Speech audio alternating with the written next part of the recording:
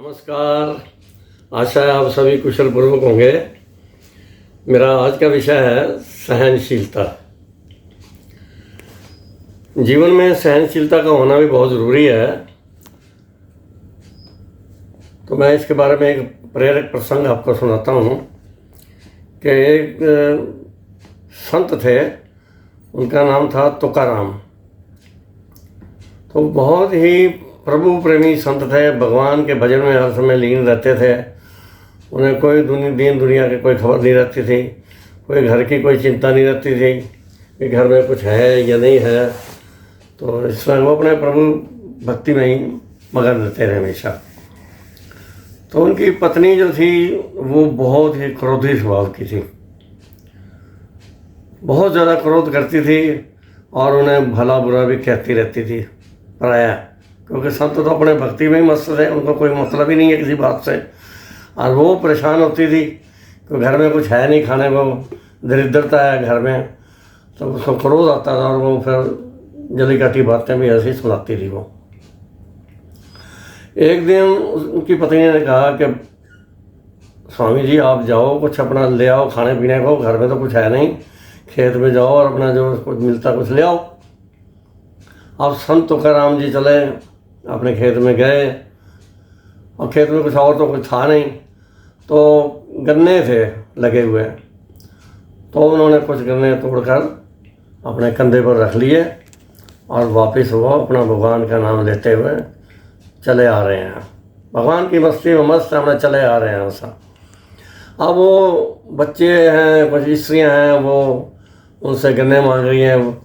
पता है भी भोले संत है, दे देंगे। वो सब उनसे मांग रहे हैं गन्ने, वो उन सबको बांटते चले आए गन्ने। सारे गन्ने बांट दिए, एक गन्ना रह गया बस।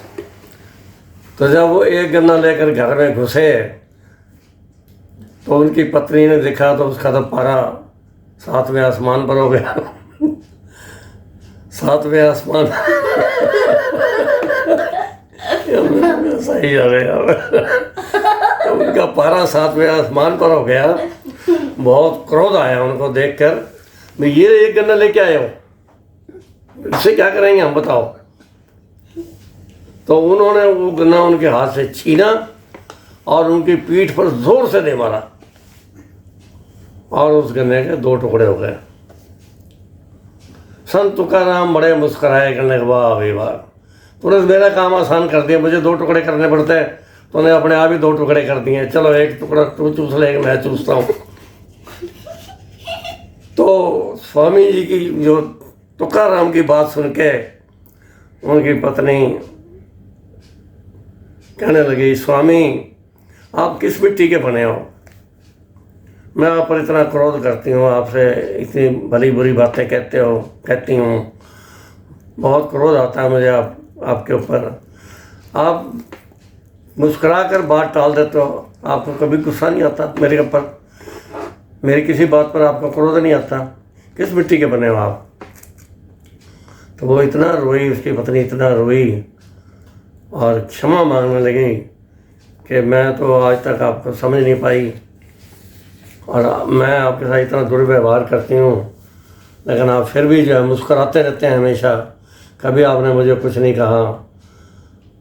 तो वो कहते हैं कि शांति से काम लो, छोड़ो ना इस मर्याद को, सर्द लोहा काट देता है गर्म फौलाद को। कहने का भाव ये है कि सहनशीलता से, सरल स्वभाव से हम क्रोधी से क्रोधी स्वभाव के व्यक्ति को भी सुधार सकते हैं, सही कर सकते हैं। तो हमें संत तुकाराम जी के जीवन चरित्र से शिक्षा लेनी चाहिए कि किसी बात पर क्रोध आने लगे तो उस क्रोध पर काबू करते हुए हंस देना चाहिए, मुस्कुरा देना चाहिए, ताकि आपको मुस्कुराते देखकर सामने जो आपके क्रोध कर रहा है उसको भी हंसी आ जाए और वो क्रोध भूल जाए कि मैं क्या कह रहा था। तो इस प्रकार हमें अपनी सहनशीलता का परिचय देना चाहिए, तभी जो है ये जीवन रूपी गाड़ी सुगमता से चल सकती है। एक सहनशील हो और दूसरा क्रोधी हो तो चल जाता काम, और अगर दोनों ही ऐसे हो जाएं फिर गाड़ी कैसे चलेगी। तो इसलिए सहनशीलता का जीवन में हमारे होना बहुत ही आवश्यक है। हमें संत तुकाराम जी की इस जो है प्रसंग से उनकी सहनशीलता को अपने जीवन में धारण करना चाहिए और अपने जीवन को धन्य करना चाहिए। इन्हीं शब्दों के साथ मैं अपनी वाणी को विराम देता हूँ।